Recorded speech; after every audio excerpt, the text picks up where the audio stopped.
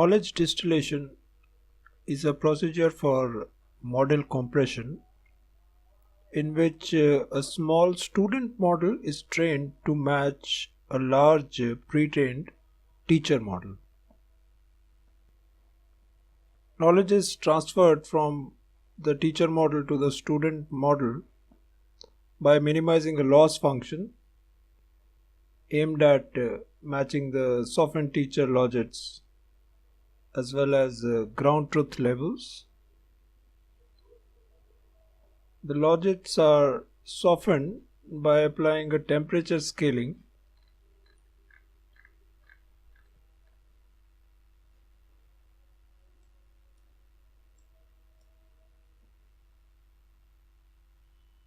the temperature scaling in softmax effectively smooths out the probability distribution, and it in a sense reveals the interclass relationship learned by the teacher.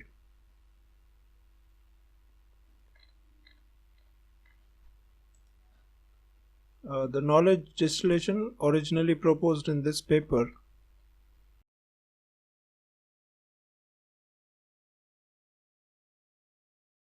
conducted an experiment on MNIST using this softened probabilities by using this temperature term here.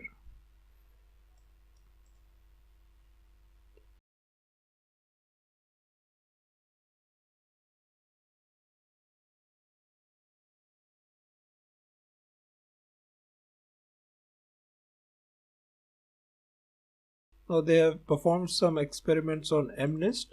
We shall see this experiment, we shall replicate it and see the effects of knowledge distillation. So for that we are going to use Keras. We need to have Keras version 3. I am going to install this.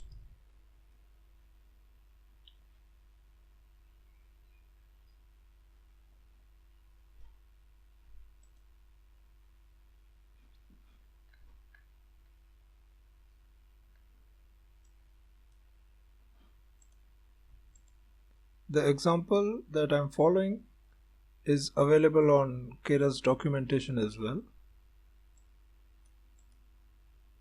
Now we have to perform some imports.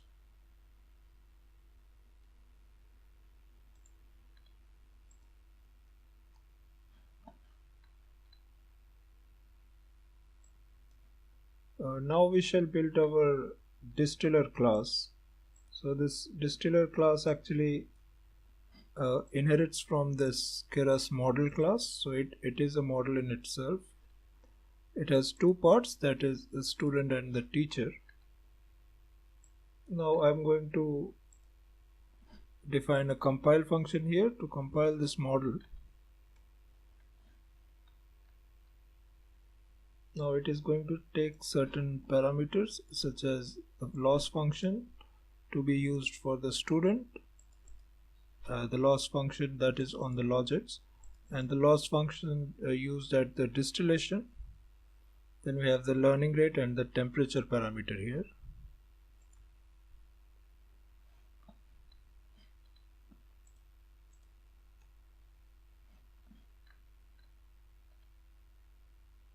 Now we can define a function for computing the loss.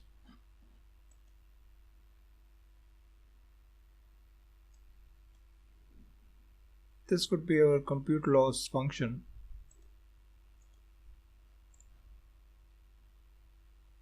As you can see, it is going to compute this loss based on both the distillation and student loss. Weight would be given by this alpha, and the other loss, the one loss is student loss and the other one is distillation loss. Distillation loss function would be actually the KL divergence between this probability distribution and this probability distribution, that is the probability distribution that is outputted by the teachers, that is also softened by the temperature term and the output produced by the student model.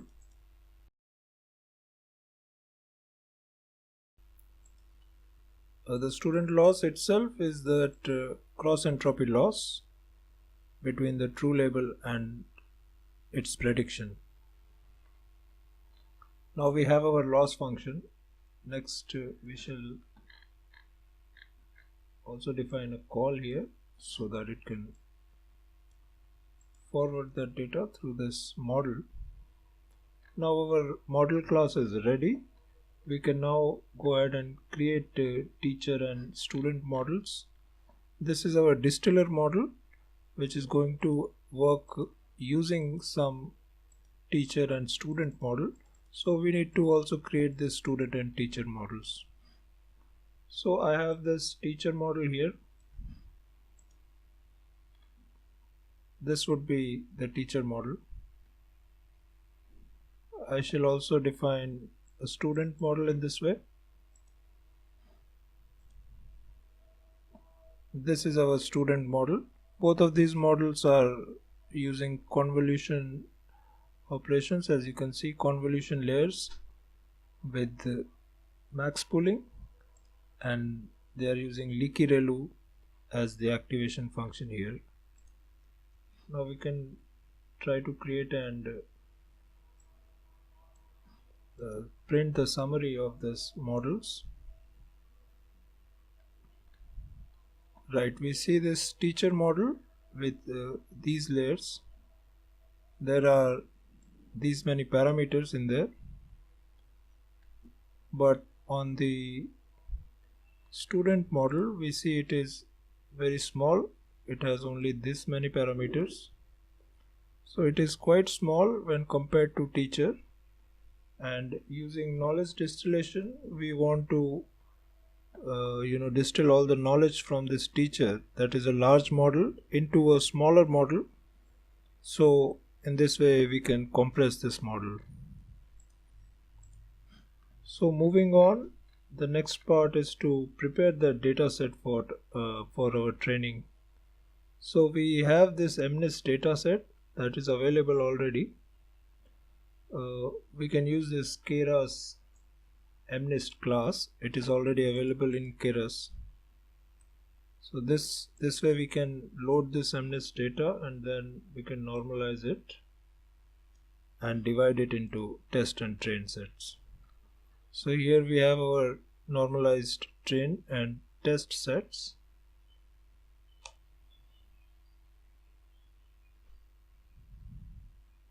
Right, the data is ready.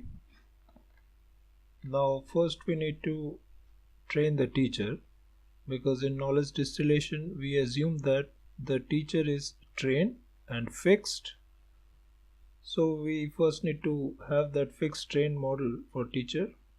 So let us start training the teacher here.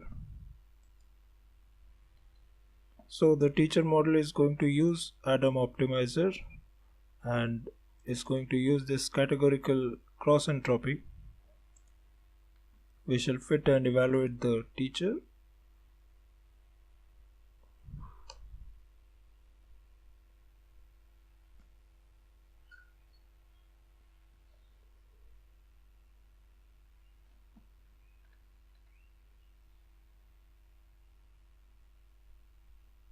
It is going to take a while. We shall wait for the training to complete.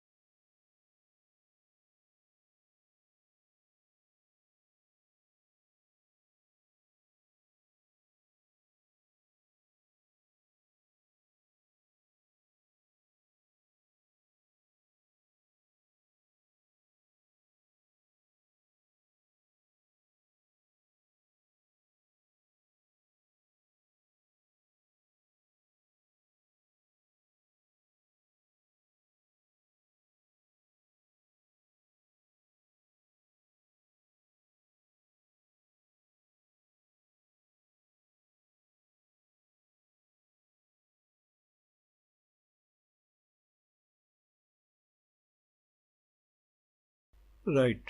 The training and evaluation has completed. We can see that in the evaluation on the test set, we have achieved the following accuracy, and this represents the loss. So it has 97.6% accuracy on the evaluation set. Now our teacher model is ready. We can initialize our distiller class so that we can distill this knowledge to the student. So now let us initialize this distiller class and then compile it as well. So we had already written the code for our distiller class. We have specified the student as the student model and teacher. These models have already been created as we have seen previously. We can compile this using the optimizer as the Atom optimizer. The student loss function would be categorical cross entropy, and the distillation loss here is going to be the KL divergence, alpha being 0.1 here, and the temperature parameter is set to 10. So with this temperature smoothing, our distiller is ready. Now we need to fit this distiller and evaluate it.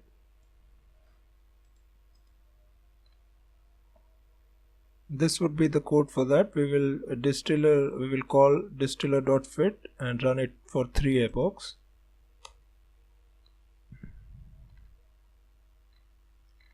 Distiller class is not defined. I think we forgot to run this cell.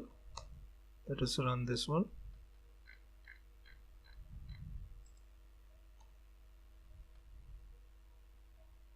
Right, now the distiller is getting trained. We shall wait for this training to complete.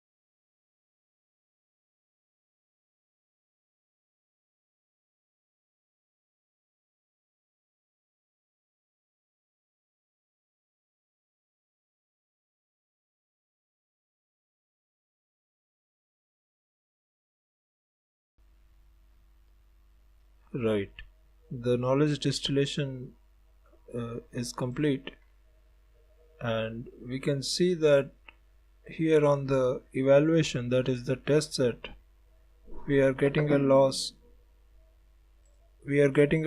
of this much, and the accuracy is 97.42. In the teacher model we had 97.64% accuracy here, and we see that in the student model as well we are getting almost the same accuracy, even though this student model is very small compared to this teacher model. So in this way the knowledge has been transferred from the teacher model to the student model.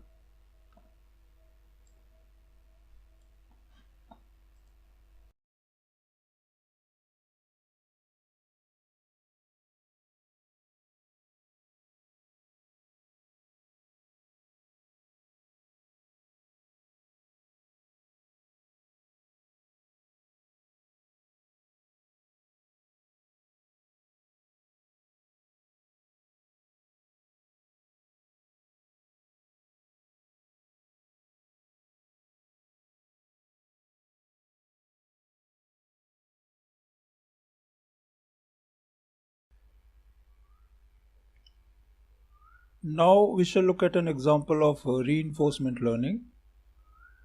We shall look at value function learning.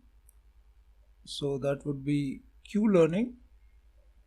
We have seen this Q-learning algorithm, that is the traditional Q-learning algorithm which stores Q values in a table. However, we shall use deep Q networks that use neural networks to learn and store this Q function.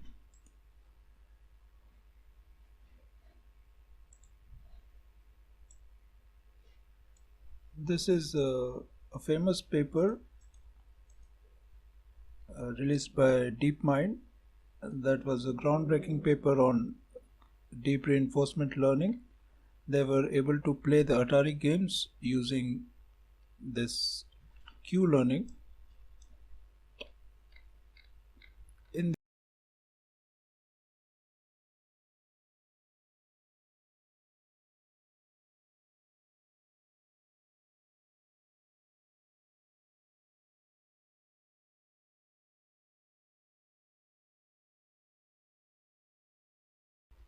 they are trying to maximize this quantity, which is the expected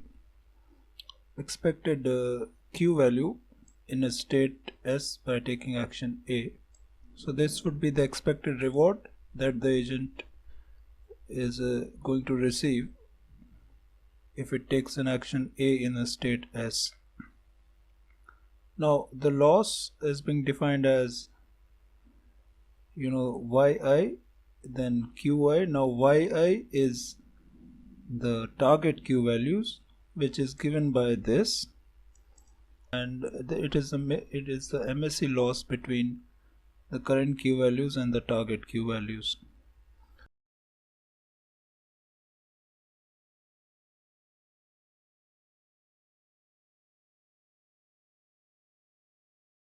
And then they have defined the gradient of this loss as following. This is the gradient that is used in deep Q learning. Now we shall look at this algorithm, that is a deep Q learning with experience replay. We need a replay memory here. The replay memory is going to store the transitions. The transitions are stored as the state, the action that was taken, the reward that was obtained, and the next state that the agent observed after taking that action. So those transitions would be stored in the replay memory. It will have a maximum capacity. We also have a Q network that will be a neural network initialized with random weights, and for each of the episodes we will first explore that environment and then use this epsilon greedy strategy to explore that state space. And then this part is about exploring the environment and storing the states. Of course, they are pre-processing because they are using Atari games here, and they have to do some kind of pre-processing on the states. However, this set of states are then stored in the transition, and so this part would represent exploring and storing the experience, and this part is about learning from the experience. So one can sample a random mini batch from D, which is just a list of these transitions, the current state, action, reward, and the next state. And for each of the transitions we can set yj. Yj would be later used to compute this loss, that mean squared error loss. Yj can be computed using the Bellman equation. For terminal states, the Q here would be 0 because the expected reward from final state is always 0, and our agent is not going to take any action in the final state. So with that we can compute this loss and perform a gradient descent on our DQN network. So we can implement this algorithm. First, I shall use this cartpole environment, which is a very basic environment to demonstrate the DQN. We can see that the MDP, or the Markov decision process, here we have action space, which is basically 0 or 1. So this cart pole is about balancing this pole on this cart, which would naturally tend to fall down, but we can push this cart to the left or to the right to save that pole from falling down. So that would be our action space, and for the observation space or the state space, it's a vector of 4 dimensions that has the position of the cart, the velocity, the angle that the pole is making, and the angular velocity of the pole.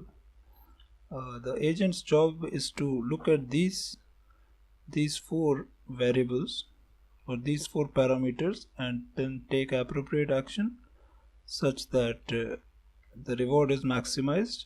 Now the reward is, of course, if we keep the pole upright, then we will keep getting a +1 reward, and as soon as the pole falls down, the reward is 0 for that, and the episode would terminate. So the longer we keep the pole upright, the more reward are we going to obtain. So we have our MDP here. Now we can use this MDP and perform our DQN algorithm on that. So I have this code ready here. This could be our main DQN code. We shall not go into the details of this, however, I shall quickly point out the highlights of this code. We perform some exploration, and this is where we perform the update. We can see that this update is simply this update, that reward plus gamma times the updated target Q values. Now gamma is the discount factor. We would often want to multiply this gamma in case our MDP is of infinite horizon.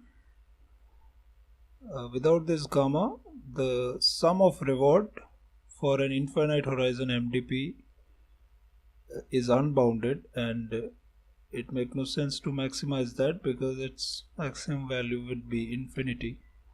So we add this gamma, a discount factor, so that our sequence of reward is convergent.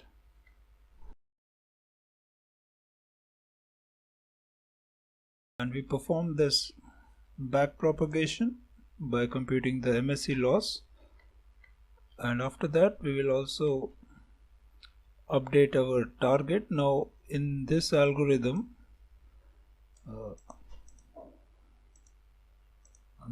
on this algorithm they have not used any target network, but we can use a target Q network for stability. That is because when we are updating this Q network, we are also using it to calculate this part here, that is to calculate the expected value. So this is going to change very rapidly. So for that we use a target network. We take this max of Q values from the target network and update our base Q network, and after a certain number of steps we can synchronize these weights from the target and the Q network. So we shall use this target here, and that's all about this algorithm. Now we shall run this one on the cartpole environment. So I have one cartpole environment here, that is cartpole V0. We shall also make a validation environment.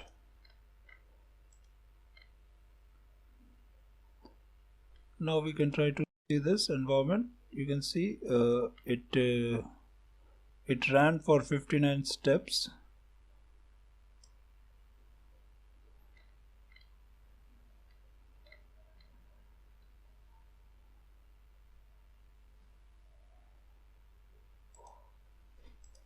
Right, we can see the reward here again.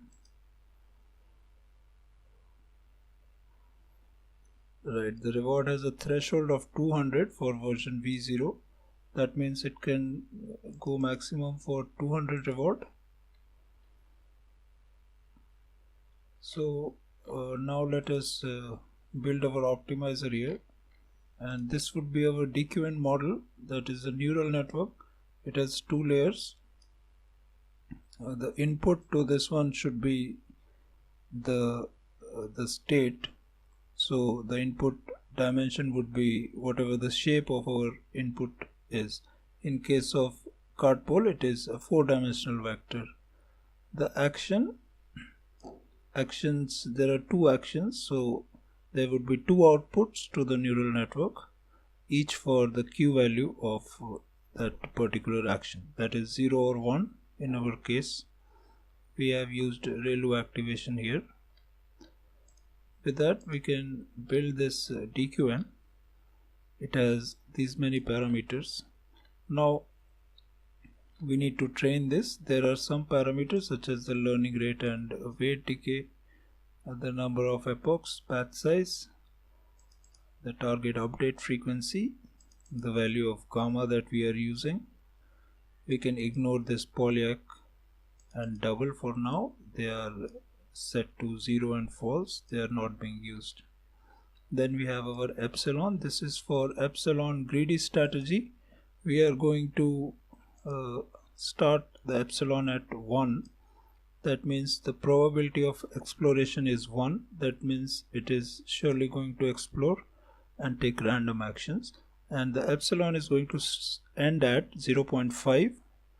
So it is going to linearly decay through the training process. We are also setting our memory capacity, that is the replay buffer. Its capacity is 10 power 6, and the minimum memory that is required to start training is 10 power 3.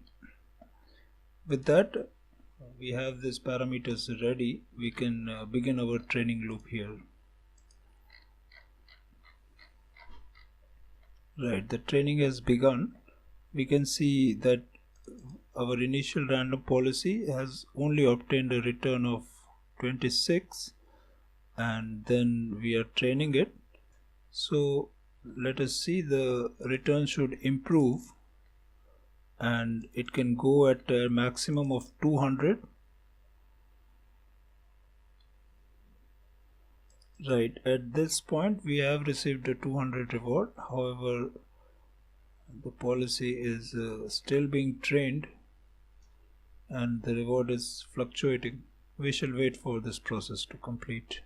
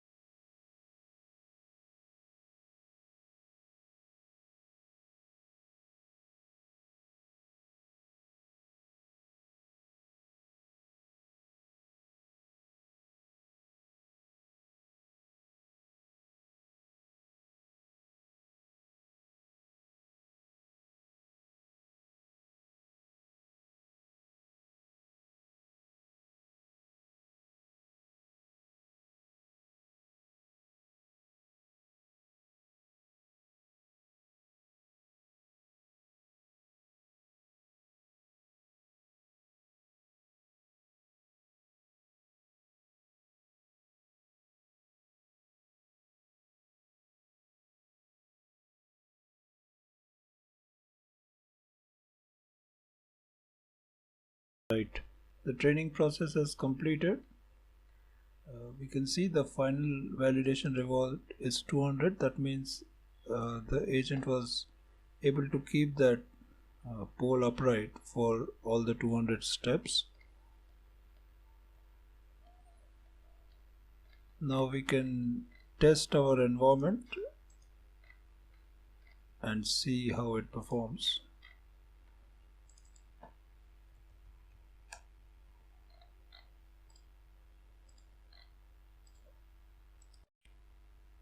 Right, so this is the agent, the trained agent that is playing the game. You can see it has run for all the 200 steps, and these are the action that it took. So one for pushing right, that would be 1 for pushing to the right and 0 for pushing to the left. So the sequence of actions produced by our agent was this long sequence of 200 actions, and it has learned this environment and it was able to keep this pole upright for all the 200 steps. So we have seen one example of the DQN algorithm on cart pole environment. Now the DQN algorithm is also used in many of the task offloading frameworks in intelligent edge. So often these DQN based agents are used to solve the optimization problems that arise in offloading tasks. We will look at one such problem. We shall look at a simple task offloading problem that we had seen in our course as well. So for that we would require an MDP. So let me open this one.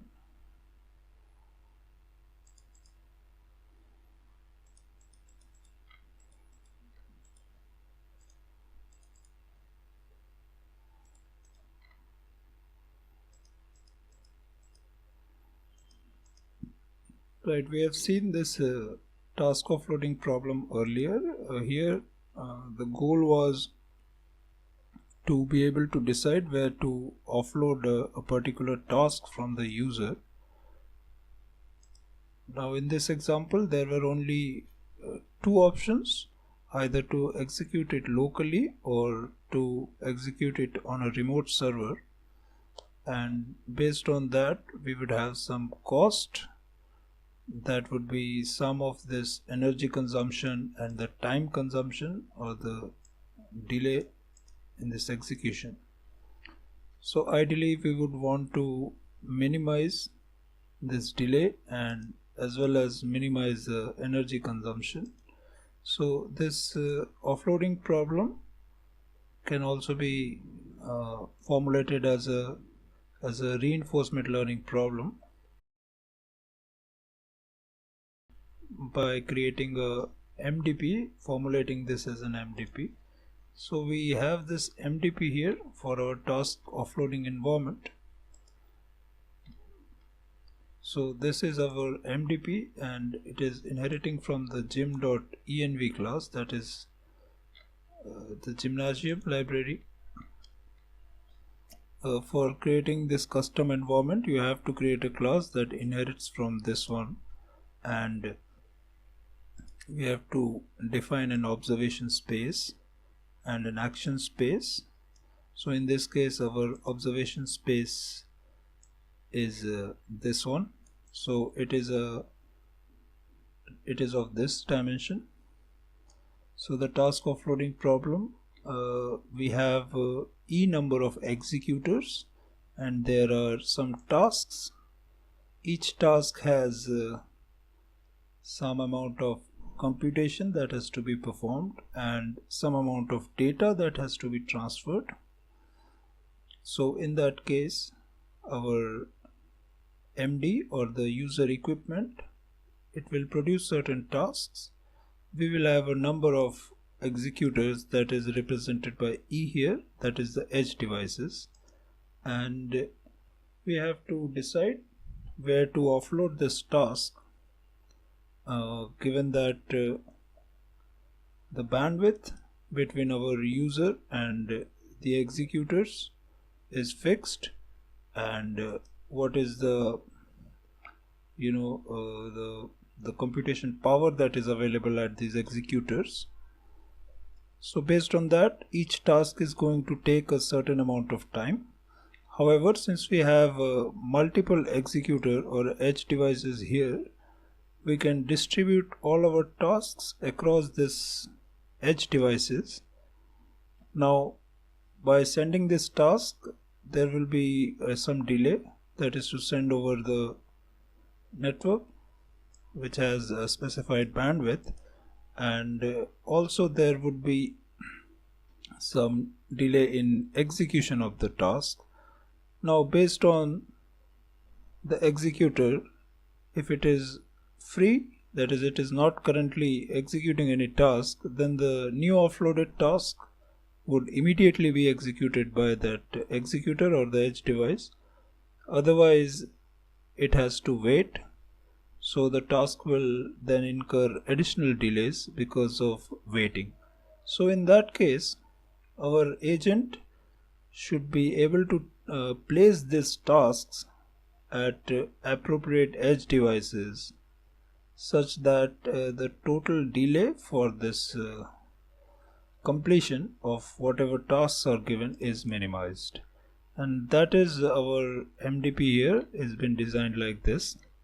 The action itself, as you can see, it is a discrete space of E, size E. That means for each executor there is an action. So the agent might decide which executor to send a particular task that is come up that is requested by our UE. So with that we have our MDP, that is this task offloading problem formulated as this MDP. We can use an agent to explore this space and use that Q-learning algorithm again to learn this what actions, that is where to place our tasks. So we have seen this KANPUR environment already. We will use the same DQN algorithm for our offloading environment as well. So here is the code for that. We shall create this task list, and then create an environment. So the number of executors here are set to 3. There are 10 tasks. This is a fairly small environment. We are using a small environment just to illustrate the DQN. However, DQN is usually designed to handle large state space, and large list of tasks can be added here. We shall print this task list as well to see what tasks are generated. Right, so these are our tasks. We can see 10 tasks being generated here.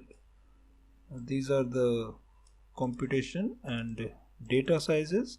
So it requires these many computation rounds, cycles, and this much data has to be transferred. So like that we have randomly assigned tasks and 3 executors. We also create one validation environment like we did before. Now we can try to run this by taking random actions. Basically it is a random policy. So we can see this is the set of actions produced by our random policy.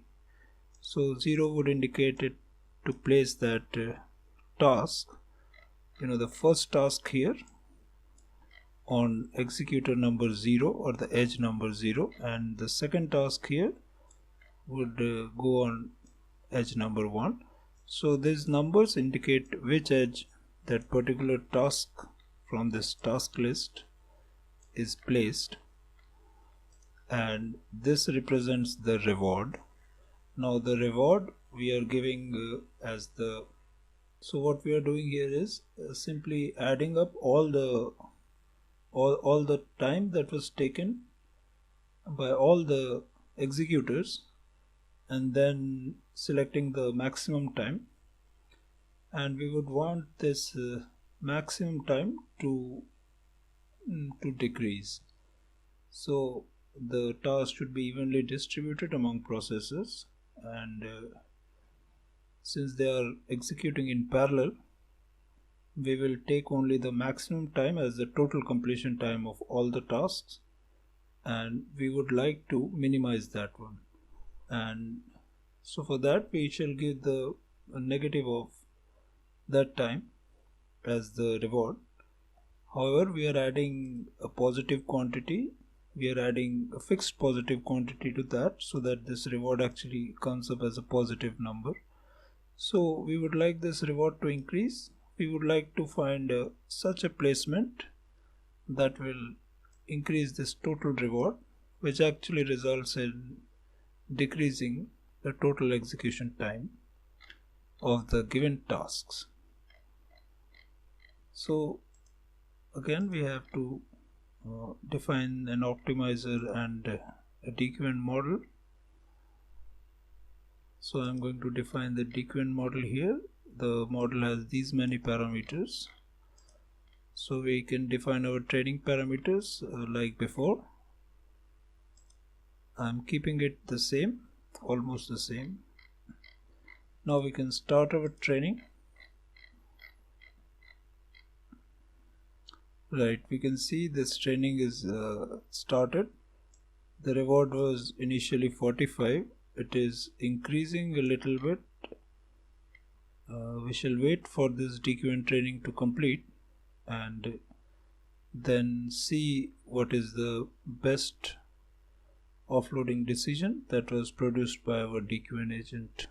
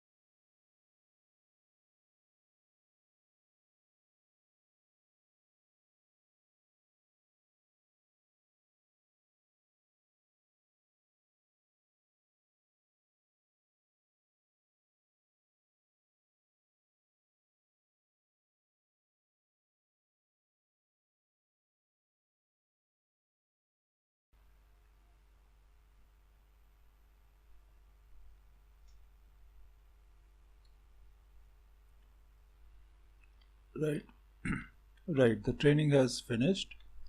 We can see the maximum reward here. I think 76 was the maximum reward that we received. So we shall use this policy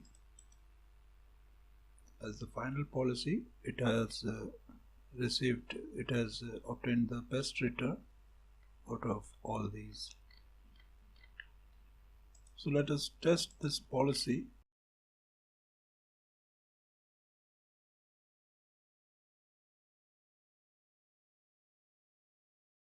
We'll see what actions it outputs. So this is the actions that were outputted by our policy. This sequence of actions has resulted in this reward 76.5 that our agent thinks is the best. These are the computation size and data size for all the 10 tasks in our sequence of tasks, and the decision was to execute these tasks at these processors. So some tasks placed on 0, only 2 placed on 0, rest were distributed across 1 and 2. So this is the distribution of total computation across all the 3 edge nodes that has resulted in the maximum reward. So we notice here the reward is 76.57. We can run a random action or a random policy here. This random policy, for example, this one has given us a 70 reward, which is less than the previous one. Like that, we can check a few more policies randomly. This policy is giving a reward of 58. So none of these policies are better than the policy that is produced by our DQN with a reward of 76. You can check a few more.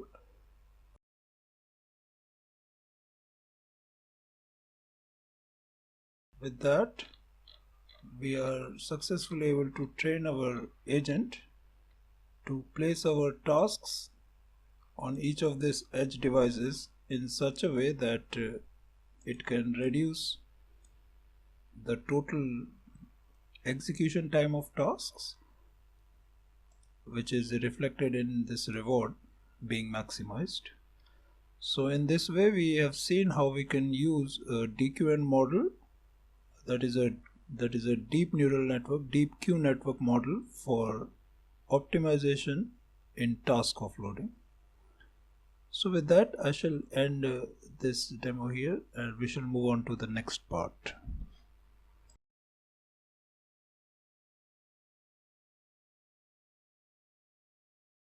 Now we shall look at an example of a federated learning algorithm, that is fed average or federated averaging. Federated averaging is a distributed training paradigm that is used to train neural networks. It is favorable to use this federated averaging when data privacy is required. Now the clients are not willing to send their data because of privacy reasons, and they cannot send that data to a central location for training. So instead they will train a neural network model locally using their private data and send this model to an aggregation server. This way they can perform the training and without sending their private data to any server or a centralized location. So we will have multiple clients participating in this federated averaging, and there will be a single server. The server will initialize the weights of or the parameters of the neural network, which is represented by W0 here, and for each round of federated averaging we will have some clients participating in that, and each client is going to perform a client update on its model. So the client update is simply performing a step of a gradient descent on a batch of data for a given number of epochs. So after that it will produce a neural network that is trained on one batch for certain number of epochs, and that weights have to be sent back to the server, which can then perform this federated averaging. So all it does here is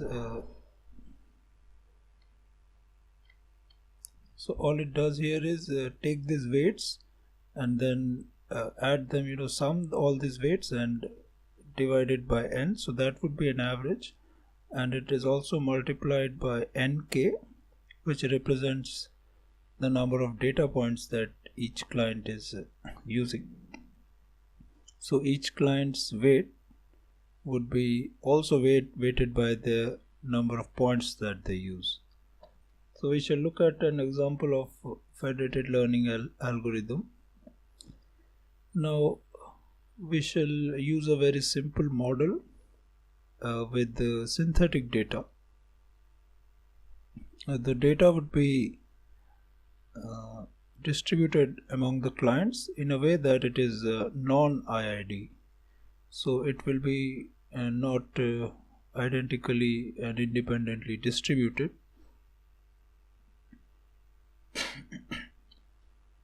So let us look at our data first. I am going to generate a synthetic data.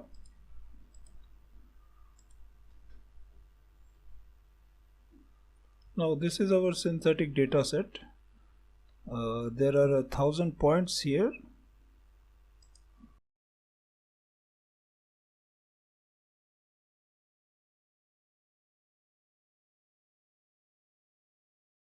Contains 1000 data points, and the x is a linear space from -3 pi to +3 pi.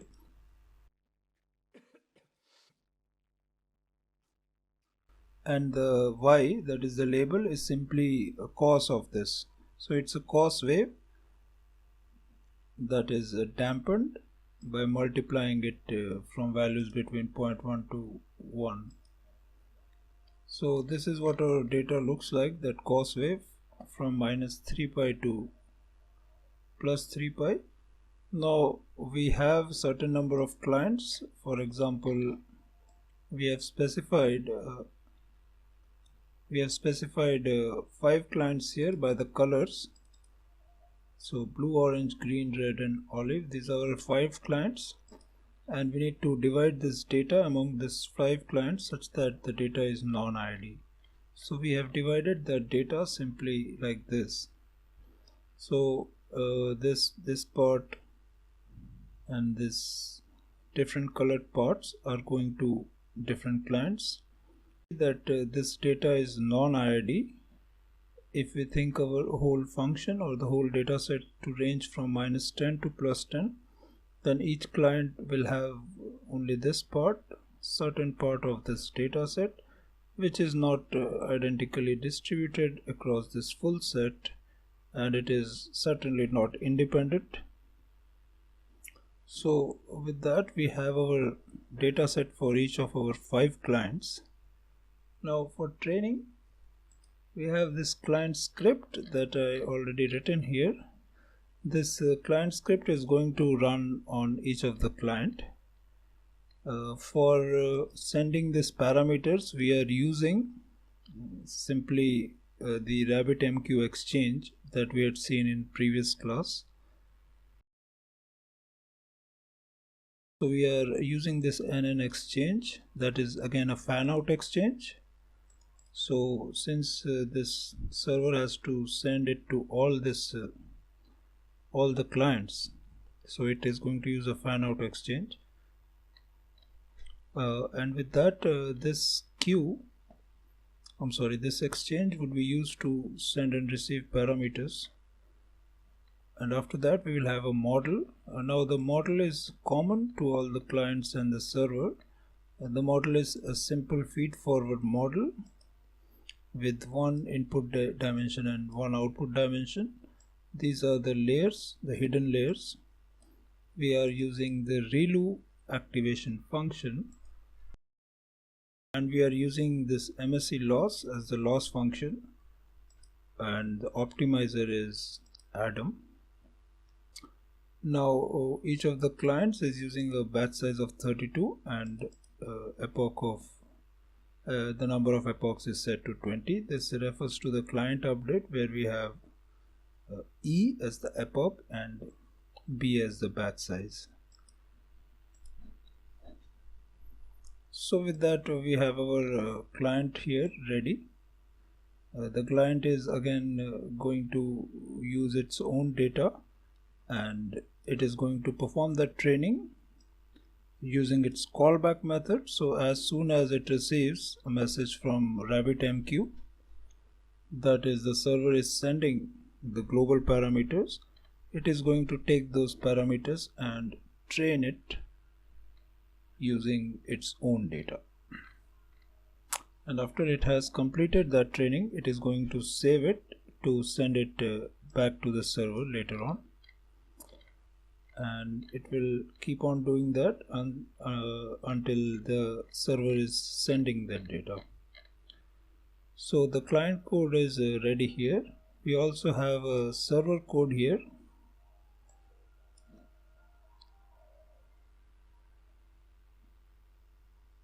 The server again uses this connection, the same exchange NN, to publish its parameters.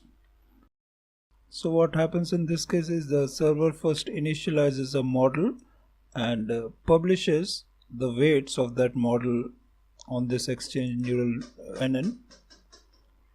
And after this has been done, the first time it is initialized and sent, then the federated learning rounds will start. Now in this example we are assuming that all of the clients are participating, so we do not have this ST here, so all of the clients would be selected. So in that case M would be the same as the number of clients K. Yes, and after that this server is simply going to perform this aggregation operation on all of the weights that it has received. And after performing that, it is simply going to send this weights, aggregated weights, back to these clients using this exchange NN again. And as soon as the clients receive it, they will again train and send it back. So that loop will go on for a fixed number of rounds. The number of rounds we have specified here as 30. So with that our server code is ready. We can start this server and start our clients as well. So I'm going to start the clients first. We have 5 different clients with this data each. So let us start these clients.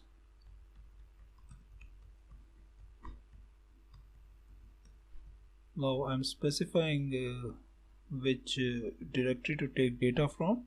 We have these directories on the left, C0 to C4, each having dx and dy, that is the data x, and the y, the labels. So I am going to start 5 of these from C0 to C4.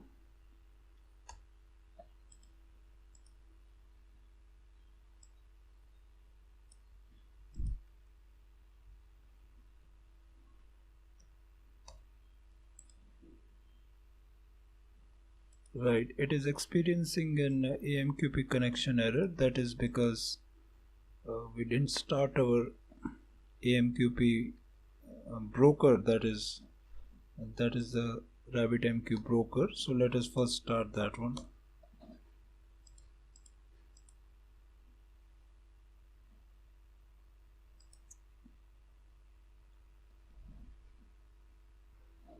To start that, I'm going to use the docker run command. Right, the RabbitMQ server is started. Now we can start this clients again.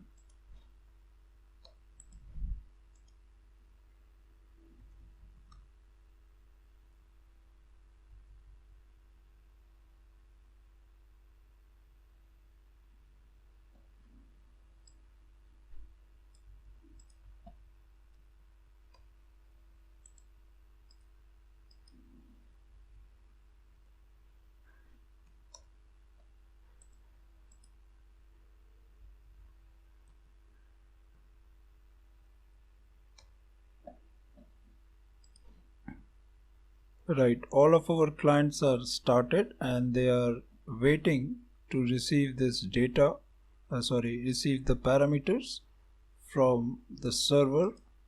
Now, when I start this server, it is going to send its initial parameters and the federated algorithm will start from there. So let us start this one as well.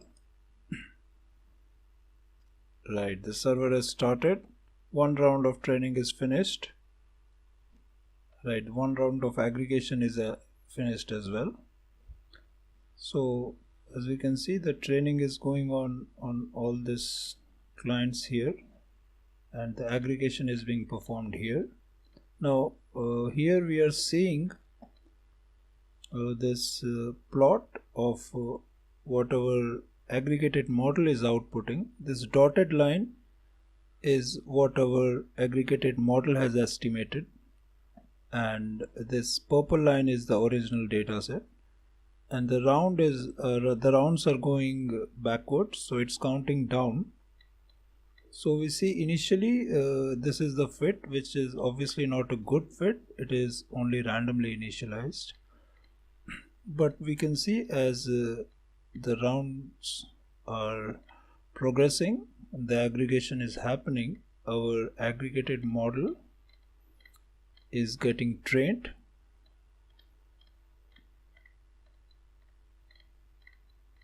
We shall wait for this training process to complete.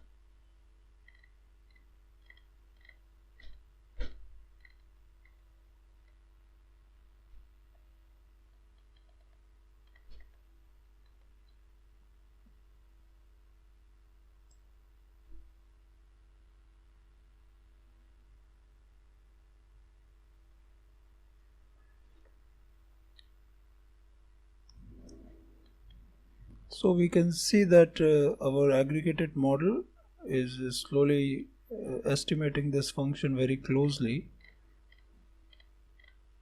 So it is getting trained, it is learning.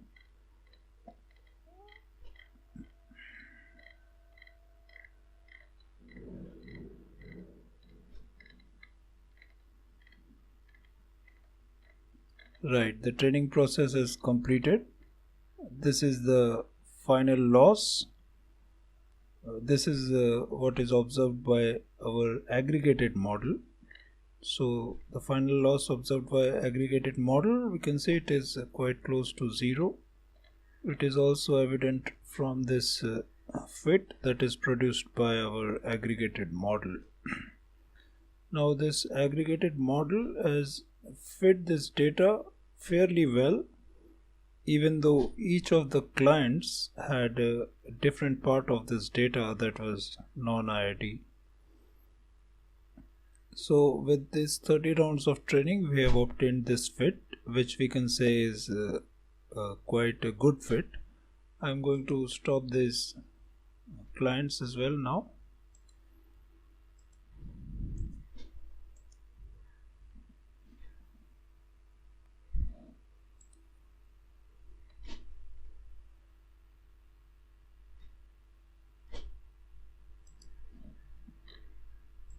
Now we can see that this.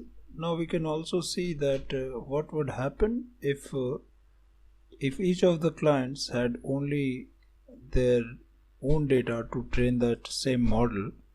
I mean, if they did not perform the federated averaging, then what would happen in that case? So we can see through this notebook, we have here our first client which had this part of the data, and if it used only this data to train itself, it would obviously get trained and it would fit its part of the data quite well. However, for other parts of data, it is not going to estimate it quite well because it is never going to see this data during the training. So that is what is seen in this figure here. Similarly, for other clients, we can see the same thing is happening. This is client 1 with its own data, which it can fit very well with local data training. However, for the other part of this function, it is not going to have a good estimate. It's the same thing we can see for the green client as well.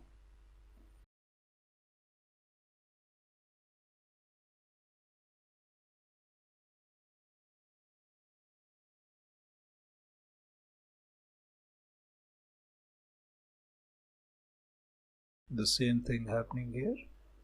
However, when all of these clients they participate and participate in federated learning, and you know that federated averaging is performed on this model, and then it is sent back, and if they train it again on that, so the final model they produce is actually going to estimate this full function fairly well. So in this way we have seen how the federated algorithm works,